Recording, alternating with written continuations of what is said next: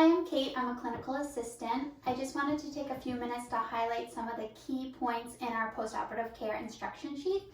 After surgery, everyone will be provided with one of these booklets. We'll start off just at the beginning, I guess. So, bleeding. Expect bleeding. You just had oral surgery. You will be leaving our office with a little piece of gauze at the surgical site. We do ask that you bite down on that piece of gauze for 15 minutes. After 15 minutes, you can take the gauze out and evaluate whether or not you need to place another piece of gauze in. It is recommended that you change the gauze out every 15 minutes up to 2 hours. Keep in mind that at the 2-hour mark, we do ask that you take the gauze out and leave the site able to just breathe and form a clot. If you notice that you're having profuse bleeding, we will have you place a damp tea bag at the surgical site and apply moderate pressure for 20 to 30 minutes. All right, our next section is hygiene. In this section, some of you may be provided with a syringe, others may be provided with our PerioGuard oral rinse, and some of you, we may just recommend that you use Listerine or warm saltwater rinse afterwards.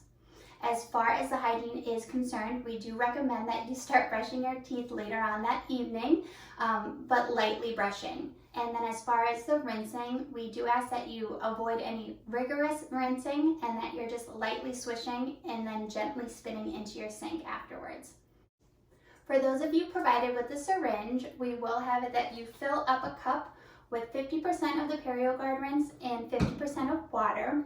You are irrigating the bottom sockets only. As far as technique is concerned, we do have an additional video that will show you step by step on how to do this. As far as diet's concerned, it may be necessary for you to start having a soft food diet for the first couple days to even weeks after surgery. Things like scrambled eggs, soup, pasta, well-cooked vegetables are all great options.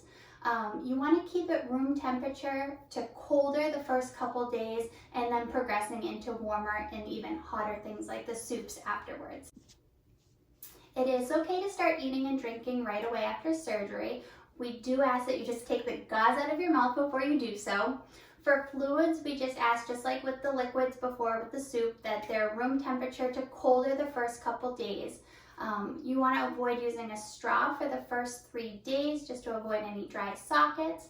And then keep in mind, if you're on a prescription medication, no alcohol use while you're on that for the duration.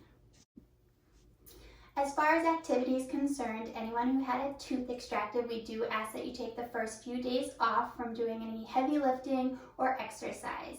As far as wisdom teeth are concerned, we do recommend anywhere from 5 to 7 days of just laying low. When you start to get back into doing activities, if you notice a pulsation or almost like a heartbeat feeling in your jaw, we ask that you stop what you're doing and start icing right away, because you may notice the swelling starts to return or even a little more bleeding that day. In regards to swelling, expect swelling and bruising post-surgery, especially for those of you having your wisdom teeth out. We do recommend that you start icing as soon as possible and you continue icing the 20 minutes on, 20 minutes off for the first 48 hours. We will provide you with an ice pack, or if you have something like peas at home that really mold around your jaw, that's perfect. This ice pack in particular, just so you know where to place it, you will be putting the ice pack right along your jaw so it kind of cradles exactly where you had the surgery. After 48 hours, you may want to switch over to heat, so applying anything like a heating pad or even a warm washcloth to your face will help kind of diminish the bruising and possibly preventing some of it. In many of the cases, the doctor will place sutures. Some of those will be dissolvable, others you'll need to return back to the office in order to have them removed. If they are dissolvable stitches, they can last anywhere from 7 to 14 days. After a while, they will start to soften, so you may not notice them as much as you did the first few days of surgery. We will let you know whether or not they're dissolvable or if you need to come back to the office. After surgery, you may notice that you are having a little pain or discomfort in the area. We may provide a narcotic, but those of you that we don't, you can always use ibuprofen or Tylenol just over the counter for several days to even a couple weeks post-surgery. In regards to other medication, aside from the pain medication that may be provided, you could have an antibiotic and then of course the medicated mouth rinse that we discussed earlier in the video. As far as this, you will notice on the back, this will be personalized for each patient, so it may not be the same across the board. But keep in mind, if you have any questions regarding your antibiotics or prescriptions, you will find the answer on the back here. If you are a smoker, we do ask that you take at least 7 days off post-operatively to avoid any painful dry sockets.